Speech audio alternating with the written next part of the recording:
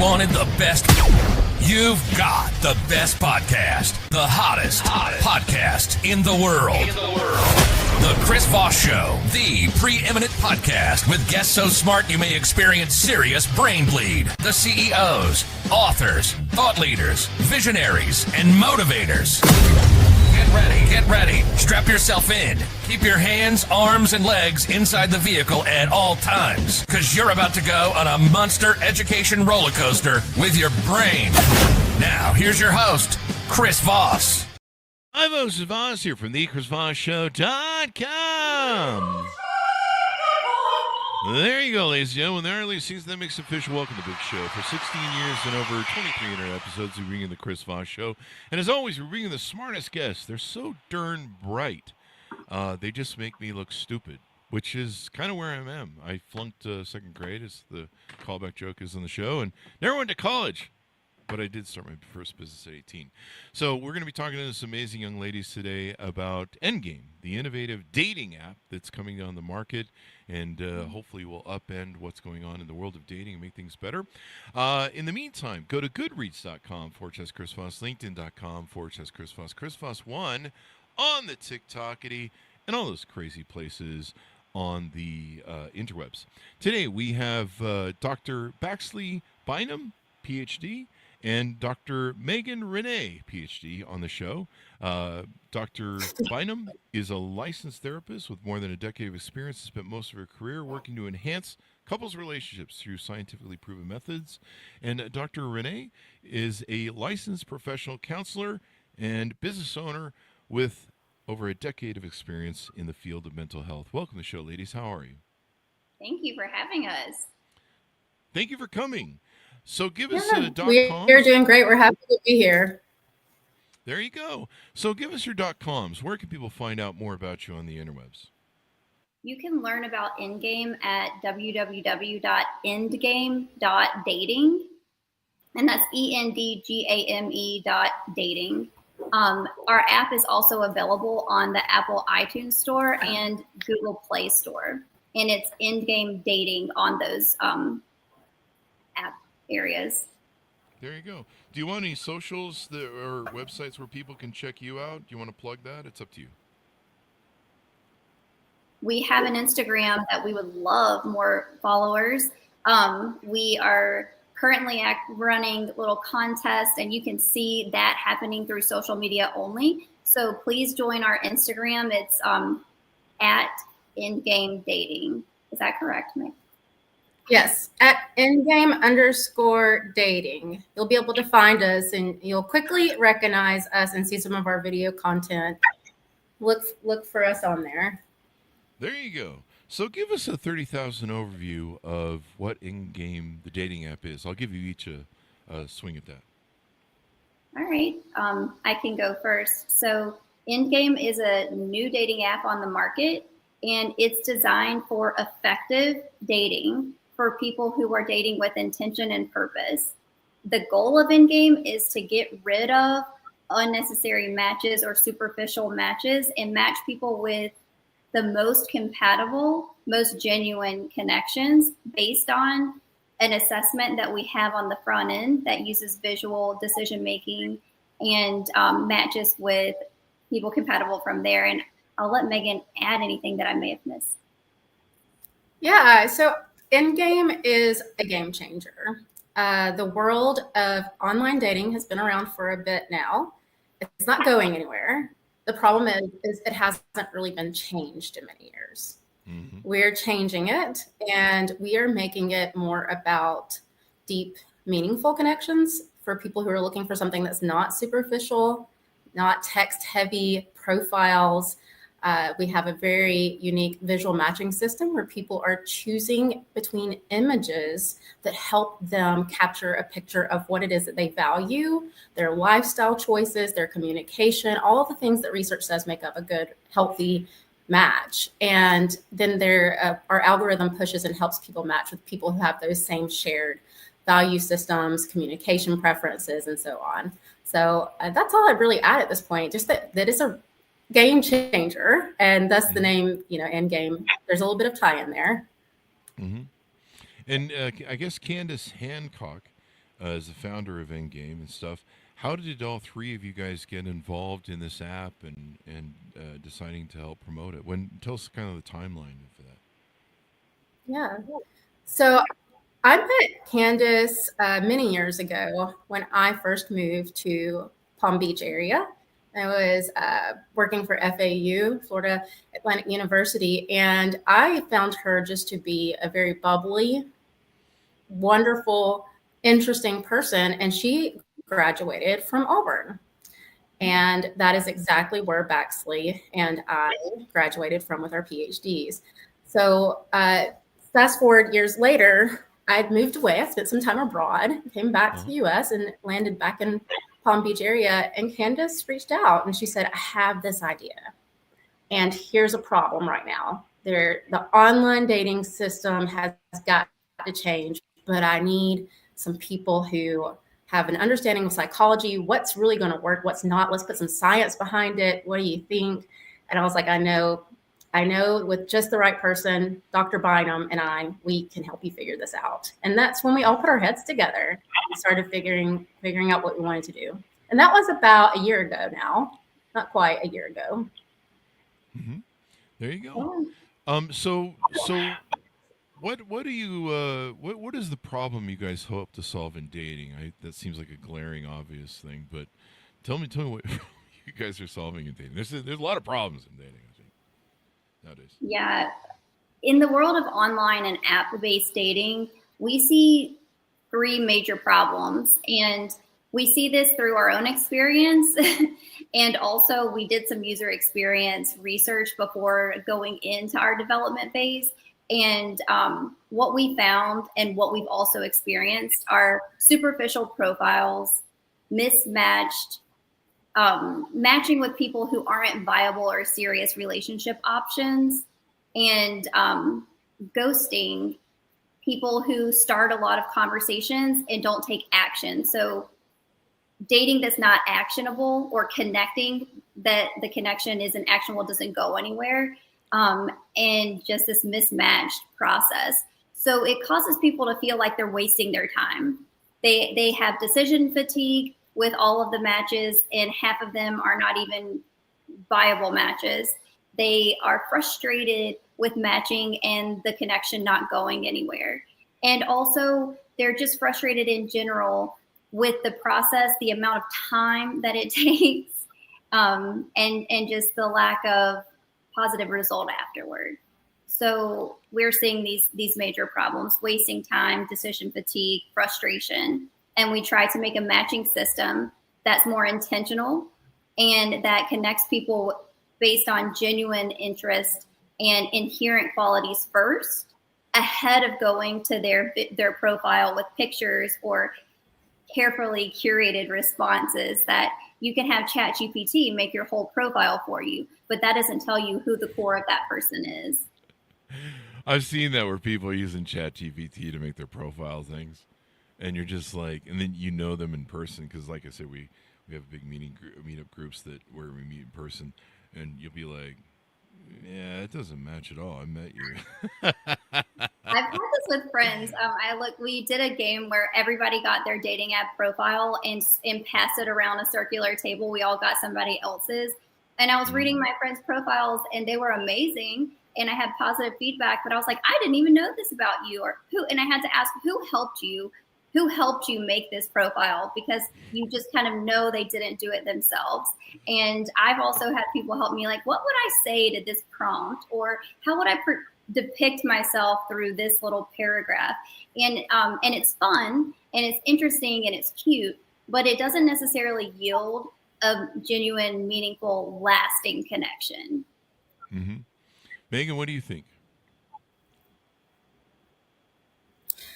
Yeah, I think that you kind of laughed when you said the problems are glaring. I know that anybody could get on TikTok or Instagram or any type of social media right now, and you're going to see 1,000 memes about the guy holding a fish, about the picture of, what's on your mom's refrigerator right now. You're going to see the text threads. I've seen them turned into songs that are actually hilarious and sad at the same time, because the people are engaging in such a disrespectful and erratic, weird way. Yeah. So I think what we're trying to do is take away the opportunity for somebody to build a very false sense of self with just images. I could put 1,000 images up of myself that are filtered and just the right angle. I can also create any narrative I want about how great I am at communication and blah, blah, blah. But it just doesn't, like you said, when you meet the person face to face, I think that's where the disappointment comes in, right? So our system is really instinctual. It is really tapping into subconscious. So when you're looking at two images, think about a this or that. You know, we all love to play that game, this or that. But this is with images that capture what are your values? What is your lifestyle preference? What are your hobbies? What communication styles do you have a preference towards? Why would somebody lie about picking this image over that image? And it also makes it really difficult for bots to get in there and just create like their very text heavy narrative. Think about it. When you go on Google or any of these things, what do you do to prove that you're human? What do you do to prove that you're human, Chris? And the answer is you have to. Well, yes, and that would be if you're in person, but they ask you to click, where's the red light? Where's the motorcycle? Where's the stop sign? They have a word that you have to look at and listen to and then say back. So it's really difficult because our system is really like an image and you're selecting an image. And so it's a little bit different than it's not a little bit different. It's a lot different from what exists out there. There you go. And let's talk about that because as you guys were talking, I was going through the app and getting set up, and there was a large amount of these this or that questions, and I wasn't really sure, what I was going through there. But that's evidently part of the 50 aesthetic decisions that you guys use to determine potential preferences, goals, and values. Is that so? That's what that was. That this or that I went through. Correct. Oh, there you go. There you go. Yeah, it was kind of. It may be a little bit.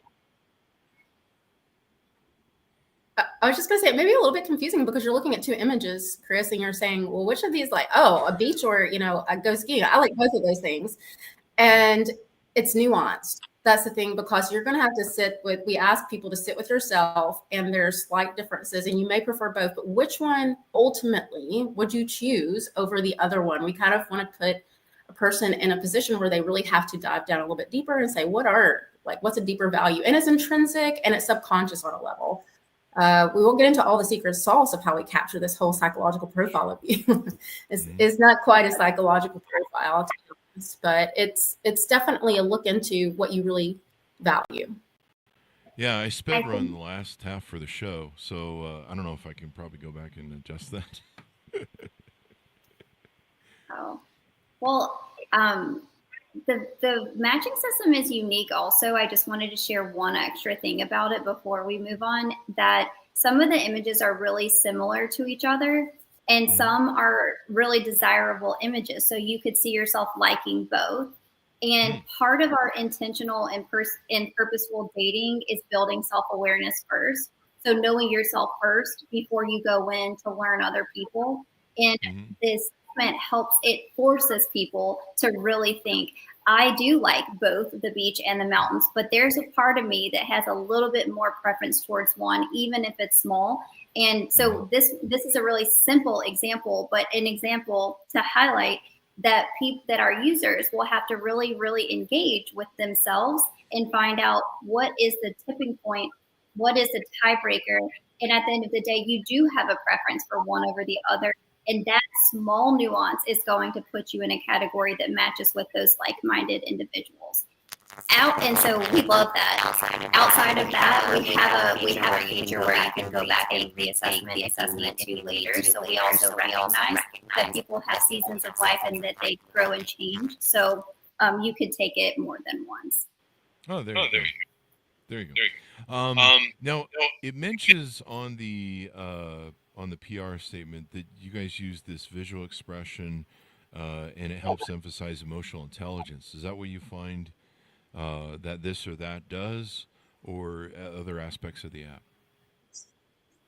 Yeah, in this case, it's talking about self-awareness and knowing yourself, and being able to make those decisions well enough for yourself. Mm-hmm. There you go. Yeah, so I went through the this or that's. I got to the other side. I do love how something like that can prevent the bots. Like 2 years ago, I subscribed to Tinder for a year like a dummy, and really regretted it. Like immediately as soon as I got past that paywall, all I got were those. I don't know if you've seen the Asian bots, the spammers. You can always tell because they're these filtered gals from Asia, and they're all just on. They'll eventually ask you for money or your privacy data. And I was just shocked at how much of that was on. Like it was like I don't know, 60% of the stuff I saw in Utah, and I was like, this is insane. And a lot of times they know those bots are there, and they don't really do anything about them. You'll report them, and you never hear anything. But yeah, so I like the idea of not having bots. Like I mentioned before, I've got two big Facebook group for singles and the meetup group for singles, and the amount of bots we get. And then the other thing we get a lot of is the Instagram girls, the Facebook girls, and the OnlyFans girls. And they're making money off of, I don't know about Instagram, but they're making money off of Facebook pages where they get paid for views and interactions with their stuff. And so they're not doing like OnlyFans level stuff. They're just kind of posting suggestive thirst traps. And then, of course, you have the OnlyFans bots that they try and make it look like a normal, OnlyFans or Facebook profile. And then they want to join all the singles groups, and then they're all trying to direct everybody to traffic to their OnlyFans. So the bot system is out of control. I mean, it's become. I've probably rejected 10,000 bots to our Facebook group that has 3,400 people. It's insane. It's just like an assault of a war, really, on everything. And a lot of other Facebook groups, they'll approve them. And you'll see just, spam, the thirst traps, they ask, I get lots of reports of asking for money for dates, like, oh, I need you to pay for me to drive to you, yada, yada, yada, all sorts of scams that go on. And so I like how you guys have that approach where it's a higher, it's kind of like what was that one app that used to be, they ask you a lot of questions beforehand. But yours is pretty easy where you can just click the button, click, which picture you like and all that good stuff. What are some other aspects of Endgame, the dating app, that are kind of unique to you guys, or you feel you've kind of put a edge on it where it's better?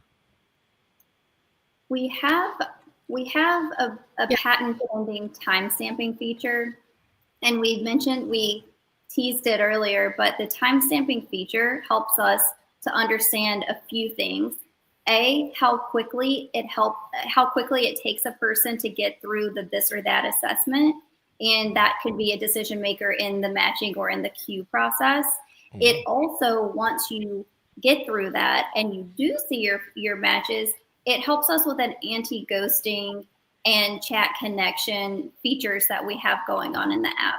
So, for example, if you match with someone, you have 48 or 72 hours to engage in a chat with them, to engage in a conversation. And if you don't, then you get a prompt, hello, a really gentle reminder, hello, it looks like you've made this match. Are you planning to make a move? So that we don't have,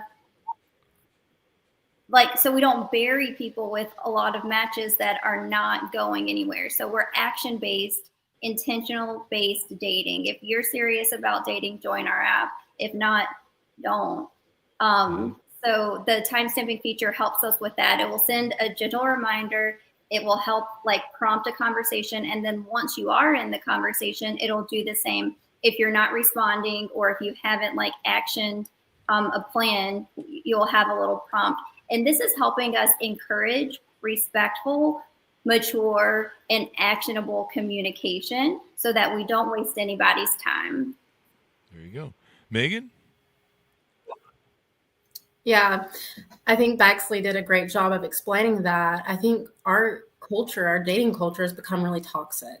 People are ghosting left and right. People who are in monogamous relationships are getting on these dating apps when they go out of town, and hopping on and meeting with people, and they engage with you and you have this great conversation, you think it's going somewhere, then they ghost for 48 hours and then they pop back on because you can't go back to a living situation where you're in a monogamous relationship dating app. and do these things. Yeah. You know, so I think that we're trying to put some protective measures against like this toxic culture around, I'm going to pop on and I'm going to just see what my options are and I'm going to crumbing, throw out a little crumb here and there. And let the person. Yeah, go ahead, Baxley. Sorry. Oh, no, I think you have a small delay. I was just saying play for attention. I think we don't want people on the app playing for intention. Instead, we want them playing for intention. So we're not just talking to all of our matches to feel an attention void. Instead, we're really trying to intentionally date. But I'm sorry to interrupt you, Megan, because you were on a good track there with the breadcrumbing. No, yeah. And I'm sorry if there's a little bit of a lag on my end, but that's the thing too. What Bexley said was dating with intention. And this is not a platform where people should go on if they're seeking attention. I think a lot of times women are flooded with matches. And this also limits the number of matches. People think that the more matches I have, the better. Mm-hmm. Men often don't get nearly as many matches as women, and women often get too many. And for men, that's a terrible feeling. And for women, it's an overwhelming feeling. And so what we're doing is instead of you going through and swiping on what somebody looks like and not really reading their profile, our algorithm matches you with the person first based on these intrinsic value systems and what research says about what makes you compatible. We say, oh, you two are compatible. Then you can look at each other. And then you can decide if you want to have a conversation. So it's a little bit of a reverse system. I like that. About 4 things I want to cover here, or 5 things I'm going to throw at you guys, and then I'll let each of you take a turn at whatever you want to throw back at. So we covered a few things here. So one thing we talked about is choice overload. So I found that we'll just bang these out. We'll play these all out. I don't want to throw everything at you at once because it's too hard to figure out which. So one of the things you mentioned is choice overload. So back in the early parts of dating, I've dated for 35 years. In the early parts of dating, I was dating, Match.com came on the scene. It was the first big, I think eHarmony came out after that. But Match.com came out. It was like the first big commercial success of a dating app. And I remember I took out a gal. We had a great date. I think second base. We really connected and had a good time. And I thought, okay, well, she likes me. There's probably going to call her and ask her for a second date. So it wasn't like, we went to coffee and we're like, I don't know about you. I mean, we were kind of into each other, or at least physically it seemed that way, and everything else in the thing.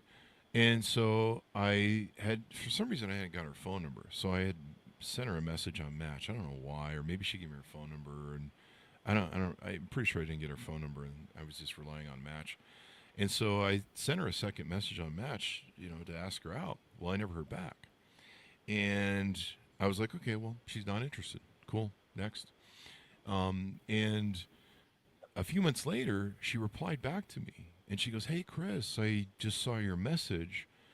Hey, man, I get since I dated you, I get 400 messages a day, and it just got lost in all that stuff. And she reached out to me, so I'm assuming she was being honest. But choice overload, that's when I realized that women were just getting slammed with options and choice overload. And I know from being in the sales business that, if you give a customer choice overload, they won't make a choice. They'll just waffle. And then I started tracking and noticing people on the dating apps that were on there forever, and they never really got with anybody. And there's probably some other things for that, and attention and validation. But I don't know if you want to talk about that a little bit, choice overload. Choice overload is a huge problem in the dating world right now. In our dating app processes. So we try to control for that the process of matching intentional matches and queuing only a few at a time makes for a more efficient dating practice.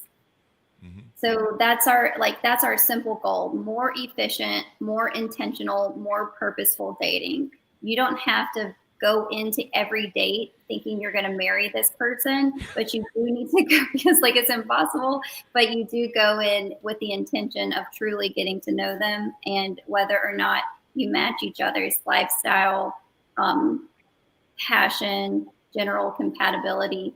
If you're so right about the choice fatigue, and it's just not productive for anybody. So I think that's why it's so important to have an intentional and smart matching process that cues a few really good matches at a time. There you go. Megan? Quality over quantity, right? Quality over quantity. We hear that all the time. And I think that a lot of apps too ask one person to make the first move.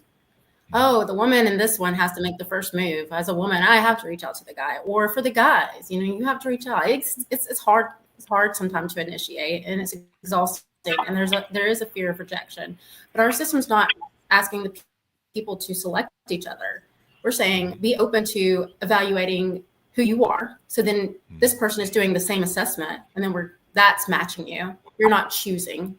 And you're not waiting for somebody just to say, oh, I like the way that person looks. There you go. The other massive problem that I've seen on dating apps, other dating apps, is the married people, and especially the married men issue. But there's a lot of married women too. The poly thing, the swingers, et cetera, et cetera. I have no issues with those folks. I mean, do what you want. But I don't allow them into our dating groups that I run, because we're looking for pure singles who really, like you say, intentionally want to date. And sometimes there's different things that go on with the swinger community that are deceptive. And same things with the poly thing. I mean, basically those people are in a relationship. So they're not really officially single. And so that's kind of the barrier we use. But yeah, if you mentioned how you guys can help filter that, the guy who disappears for 48 hours, that's usually a sign that, he's spending the weekend with his wife, and then at work he's hustling women on dating apps. And I've it's a real anger point for me about married men on social media, because some of these dating apps, because some of it seems like it's about 70%. And I've actually met women that I'm really interested in, and maybe I took them out once on the dating apps, and I'll find out that they've got some married guy who's got them on, got them on the thing like, oh yeah, I'm going to leave her, babe. I'm going to, they got on her mistress status. And she really buys into it. And I'm like, okay, well, there you go. And so, yeah, somehow getting married people, I don't know if you guys filter for the swingers and all that poly and stuff, but just getting the married people off and people in relationships, I'd really love to see on dating apps, because I'm tired of it. And then the other thing is the play for attention people. There's a lot of broken, damaged people out there, or they have situations where they really can't have someone in their life, or a lot of times what I've found, because I've looked at probably 20,000 Facebook profiles to our dating groups. And a lot of times what they're doing is they're just looking for attention and validation. And there's a lot of people doing that. They can't ever meet. You can't ever meet them. They won't ever meet you. They're just collecting simps to, wake them up every morning and go, hi, good morning, honey. Good night, honey. And, simps to worship them, really, when it comes down to it, for attention and validation. And so it sounds like you guys maybe have some ways to avoid both those. I'll let you both jump in here.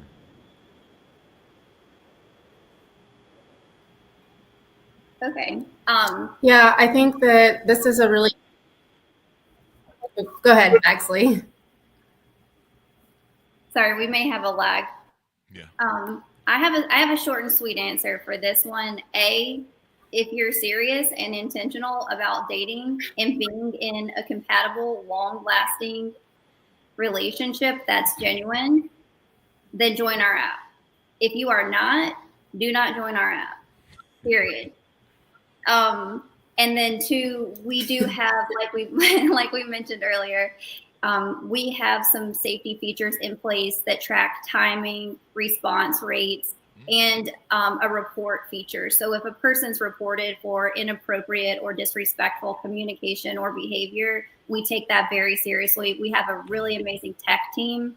So whether that this is a person who's in a full marriage and has a full family and is deceitful and they get reported, we take whatever the report is, we take it very seriously. So that's my short and sweet answer. A, if you're serious about dating and finding a long-lasting relationship, join our app. If not, just don't do it.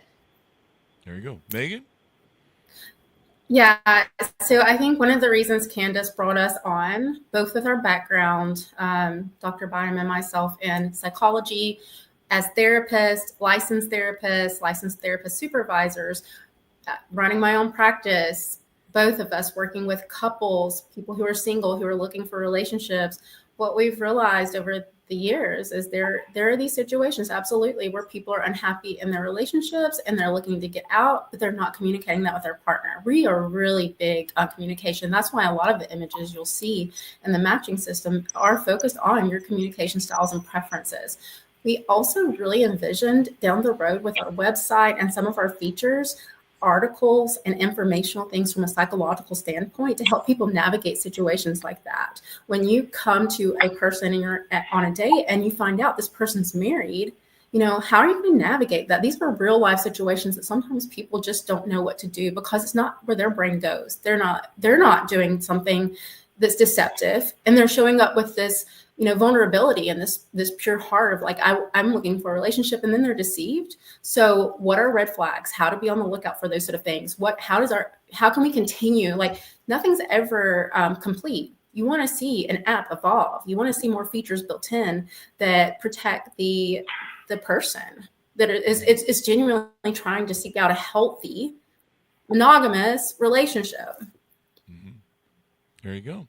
And that's what we're committed to continuing to do. There you go. Sorry, the lag, it's affecting us, I think. So one other thing you mentioned, one of you mentioned, was hookup, or having people who are serious and no ghosting. I mean, ghosting's always been a problem in dating, going back to when I started dating in the 80s and 90s. I mean, it just became a signal for she's just not interested. I only date women, so it comes from my perspective from that. But she's just not interested. It's okay. Thanks. Next. Bye. Some people get really offended by rejection, but you really have to have a healthy mindset, people. It's if someone's not interested, they're not interested. It's fine. The goal is to find your person. You should think and be thankful for people who don't waste your time and either ghost you or tell you no, they're not interested. Just keep moving on. I don't really have too much of a problem with ghosting. I do it myself. Other people do it. I just take it as a no, and I take it as a signal as a no. I've never ever found telling a woman the reason I'm not interested ever works out well. It's actually better just to somehow leave it as no, I'm not interested. I don't think we connect. I don't think we're compatible. Something along those lines. Yeah. So I don't know if you want to address those two issues. The thing I was going to say is hookup culture is huge right now. It's more huge than I even understood it when I started these big dating groups almost a year and a half ago. It is like 95% of the market that it's ghosted, that people are doing hookup culture. I don't see hardly any intentional dating, at least not in Utah where my groups are based. So it might be group based. In California and New York, they have a lot more singles. So I don't know if you want to talk about that, hookup culture and ghosting. I'll give you guys both a swing at it. I think that people's dating styles and dating preferences is very personal to them. So what's healthy for one person may be a different scenario for another. So people engage in hookup culture and they do it for a reason, and it may be healthy for them in the moment. But that doesn't mean it's healthy for everybody. When you're on an app, and then for the ghosting thing, a well-adjusted person takes ghosting as a no and moves on. Next, thank you for not wasting my time. But people in the early stages of like developing a sense of self and in a sense of confidence could really benefit from communication, whether it's a simple, it could be so simple, just like, hey, I enjoyed meeting you. I don't find our connection is romantic. Thank you for your time. I wish you good luck. And I know that that's wishful thinking, but respectful communication goes far most of the time. And obviously there are some nuances out there, but in a dating app, you don't want to make so many connections that are just stagnant. And for that reason, our anti-ghosting feature is huge for the apps. So we're talking beyond just connecting in your real life. In the app, anti-ghosting is huge because it takes that person out of your queue and makes room for someone else who is more engaged. It takes away the decision to delete or not delete, or wait if they're going to come back and breadcrumb. Maybe they want to engage in a situationship. We in the app space, we do want to eliminate that. In your regular life, in your personal life, whatever you choose to do, I think that people are going to have to be self-aware of how their decisions impact them, how they feel about themselves, and how they're healthy in their other close relationships in response to some of the things they're experiencing in the dating world. So for the app, it's healthy to remove that. In your personal life, you just need to do that inventory. What's best for you? Is this something that feels good in the moment, or is this actually making me a better person long term? And that's all I'll say about that. So Megan, I'm curious what your thoughts are. Yeah, so I would say it again, I really appreciate how Baxley described this. Hookup culture for some individuals, that suits their personality, their lifestyle, their value systems. Again, that's why we really wanted to help people assess what their values and what they actually want in a relationship, in life, matches up with what somebody else wants. Because a lot of people don't have good communication skills. I think more than ever, we're seeing some communication skills fall off. And that's why we have seen ghosting. And, some people, like Baxley said, are well-adjusted and they can take that as a no. But again, it's not super respectful to be like, just disappear. Why not just send a message like, hey, I didn't really feel a connection. You don't have to go into why you didn't feel a connection, but I didn't really feel this didn't feel like a relationship material for me, but I wish you all the best and on to, bigger and better things for you. And it's like you said, we really want to remove this guesswork of, oh my gosh, this person pops up and then they disappear. Do I delete them? I really like them. They look like they're nice. No, we're going to do it for you. If you're not serious and you ghost a person for 48 hours, bye. Like, again, don't come to our app with these behaviors. And you get a couple chances. You get a couple chances, like a friendly reminder, an engagement, a friendly reminder, and then we're like, all right, are you serious or are you not? Yeah. What if someone exhibits a pattern of that? Like they just keep doing it. I don't know. Does anything happen? Yeah. If it's rewarded, behaviors continue if there's no consequence. Or it's rewarded. I like that idea of doing that because it really helps. Some of the women I've talked to, I mean, they have thousands of DMs and messages in their Tinder app or whatever. And number one, it's choice overload, and number two, they're just sitting there playing with them all, and you're just like, and where guys aren't asking women out on dates as much now, that's another big thing. I mean, a lot of them don't close. Like one of the problems I've found in dating, and is these guys won't ask to go on dates, and or they'll take forever. And I'll talk to these women, and they'll be like, Chris, you've got. They'll be like, I'll be like, what? So what are you doing with this girl? And we're in the texting phase. I'm like, what is the texting phase? And that's where you talk to them for 3 to 6 months before you ask them out. I'm like, what? That's not a rule. I'm glad I'm not part of this world anymore. There's no way. Yeah, I'm like, what? Like, there's no one. I've been dating for all my life. There's no texting phase.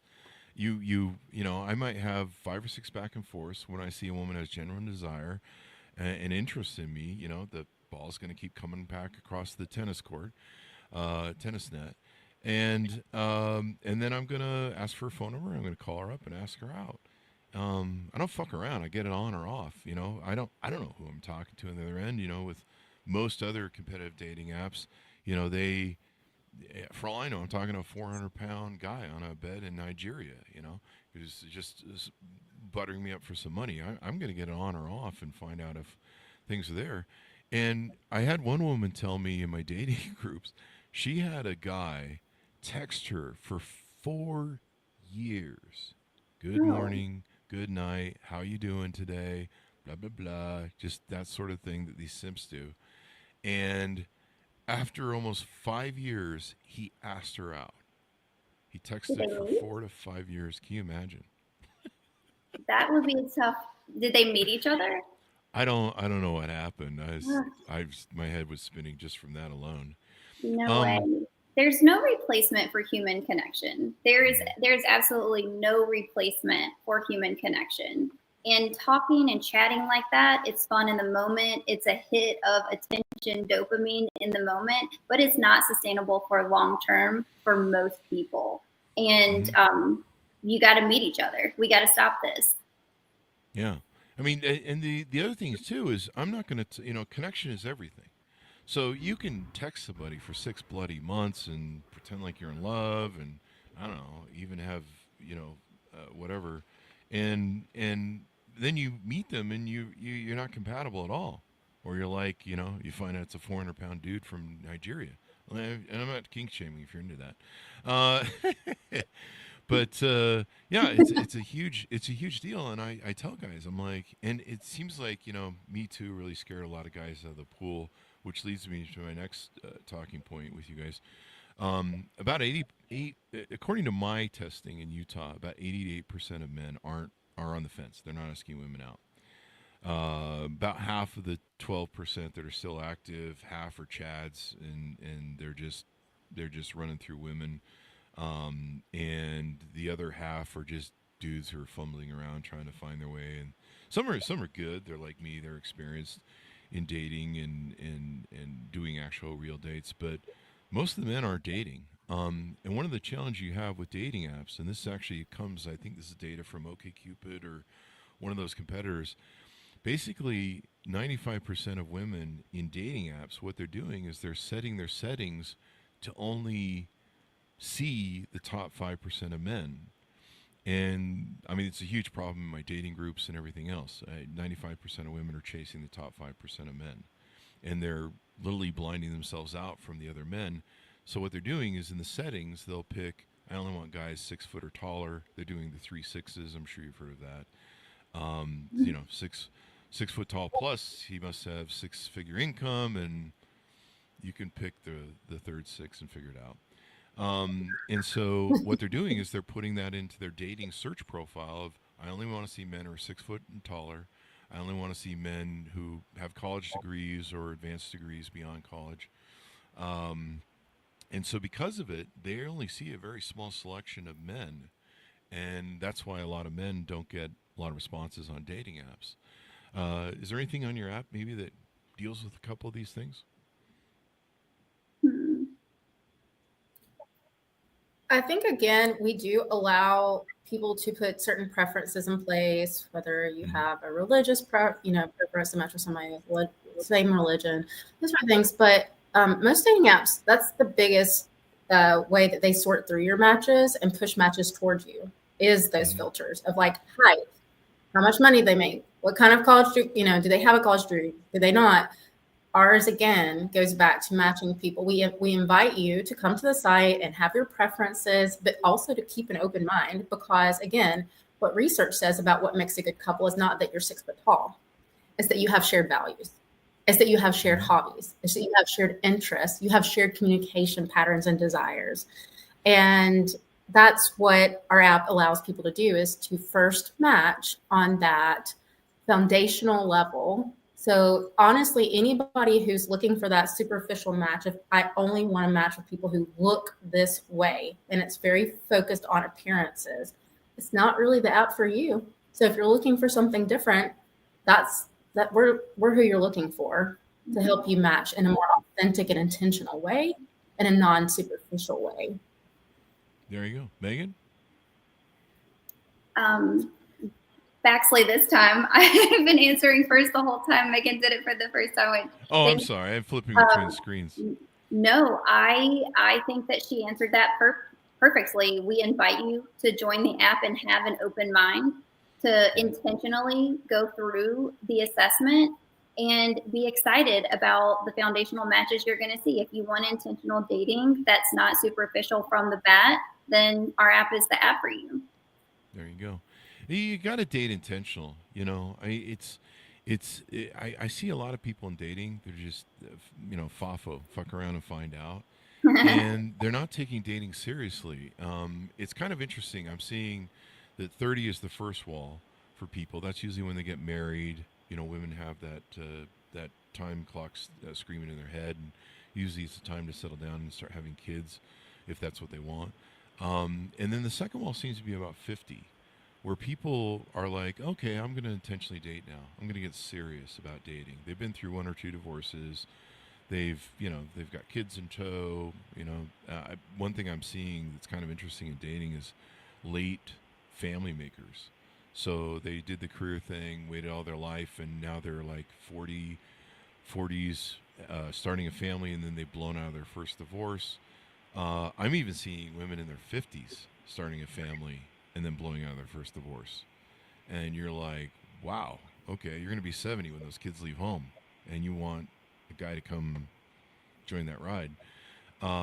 And a lot of struggling at 50 because men die off. I mean, we die off almost double throughout most of our lifetimes compared to women.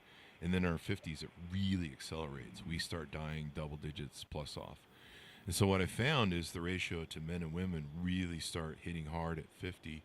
And people, they kind of had fun dating all their life. And then at 50, they're like, oh, I should probably get serious. And I'm actually guilty of this too. I actually did this all my life, where in my 50s, I finally was like, I should probably find somebody for the ride out. I should probably find that person to, spend my golden years with. So I'm guilty of this too. But I find a lot of people are doing that. It's kind of wild. They're not getting intentional until later in life. I think there's a misconception of time always. Like, yeah. I have all the time in the world. I have all the options. And especially with, as a woman, getting all these options thrown at me on another dating app that are not intentional.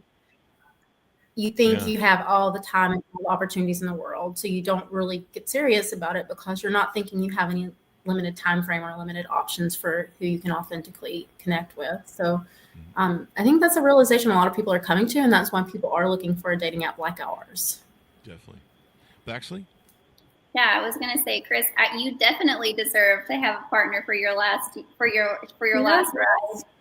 It feels good to have that partner in crime person by your side that is just there for you. I think Megan's exactly right. I think we have time until one day we are retrospective and think, oh, where did the time go? Mm-hmm. Yeah, where did the time go, folks? Yeah, it's go ahead. I was gonna say the FAFO thing made me laugh. I don't want to discourage people to let go of the fuck around and find out. If you're like, I was going to say, if you are skeptic of our app, we encourage you to FAFO and join just to see. It may change your life, you never know, but don't take that FAFO phrase to the extreme. Mm-hmm. Yeah, I mean, it's I tell people, I go, this is your life, man. This is real life. This is your life. There's not a lot of room for errors, especially as you get older. There's no room for errors. Like I don't have time to go chase red flags. There's some people you meet dating on both sides of the aisle that, they're a red flag communist parade, eh? They got more red flags than I don't know, the Chinese, and so I don't have time to FAFO anymore at 57. I've gotta find my person and lock it down, and you know, and I find a lot of people are struggling at that point. I mean, we pulled the numbers, and the problem is the available people in the 50s just drops precipitously to like 1 or 2% of most people that are out in the dating market. So it's something I think people need to get intentional sooner. I mean, you do need to F around and find out, I suppose, if you're trying to figure out what you're looking for. But Jesus, hopefully you have that figured out by your 20s or 30s. Yeah. I also think that one thing we're seeing is people, not necessarily older people, but younger people are settling down later than ever before now. And I think that both men and women would like to be financially stable and know exactly who they are and know exactly what path they're on before they invite a partner in. And that's not everybody, but that's a lot of people that we're seeing. Kids out of college and kids out of grad school are settling down and getting married much later in life now because they're having a hard time staying direct on a career path or becoming financially stable. And I think this impacts men sometimes more than women. And men have the luxury of easily and without judgment dating much younger women so they can be in their success and in their career where they'd like to be before they choose a woman. Women have a little bit of a different pressure with their biological clock, but the phenomenon happens to them the same. They want to be financially secure or secure in their life in some way before engaging in a partnership. Whereas when my mom was getting married, she was engaged and married at 21, and she trusted her whole life to my dad. And I think that we're in different political and financial times where people want to be a little bit more secure before they make those choices. And then there are also some anomalies to that where we have some people who aren't ready to grow up yet. But I agree with what you're saying. Time is of the essence. I think that one day we will look back and ask, where did the time go? Becoming intentional sooner than later is the positive step forward for everybody. There you go. All right, so as we go out, guys, final thoughts. I'll give each of you a shot at pitching out people signing up on the app, where they can go to do it, .coms, et cetera, et cetera. Sure. You can go to the Apple Store and download our app. Endgame Dating, you can go to our Instagram to learn a little bit more about it. That also will provide you the hyperlink for our website in the bio. You can also download our app on Google Play. So if you're an Android user, you have that option there too. And we do encourage you to consider that time is something you can never replace. We can replace a lot of things. We can replace objects. We can replace money, but we can't replace our time. Your time is valuable. So if you're looking for a way to date intentionally and put a better use of your time on an app, because apps aren't going anywhere. People want to meet on apps. The problem was apps hadn't changed in a long time or ever. And now we're changing the dating game and through our app. So we really encourage you to come and check it out. And we're excited about how this will continue to evolve too. There you go. Baxley? Yes, we're so excited to see how things are going to evolve. We encourage you to download the app on the App Store or Google Play. Visit our website at endgame.dating, or keep up with us on social media at endgame_dating, where we're posting a lot of content of what we're doing, some fun contests and engagement, as well as resources for healthy, intentional, and long-lasting relationship advice. There you go. Well, I'm glad to see someone's trying to tackle this issue, because I know one of the problems with the dating apps is they're all owned by, I think, a single conglomerate pretty much, and I think they're being sued right now. And they're not very helpful. Like I said, I reported on Tinder. I would report all the Asian bots, and nothing would happen. Like, they just ignore them. They don't care. It's just filler. It makes it look like. I realized after a time of seeing so many of them that it was about 40 to 50% of the base that was being shown to me, and I was like, that's a lot. Yeah. It's a lot. It's like what Megan said earlier. quality over quantity. And we think that in multiple areas of our development and design, quality over quantity, we're less concerned about engagement rates and more concerned about quality matching. Mm-hmm. There you go. So thank you very much, ladies, for coming on the show. We really appreciate it. Thank you so much for having us. Thank you. Thanks, and thanks, our audience, for tuning in. Check out the Endgame. It's available on both iPhone and your Androids, your Google Play Store and your iOS store. Check out the new ways to date. We need more help. We need all the help we can get. Let's put it that way.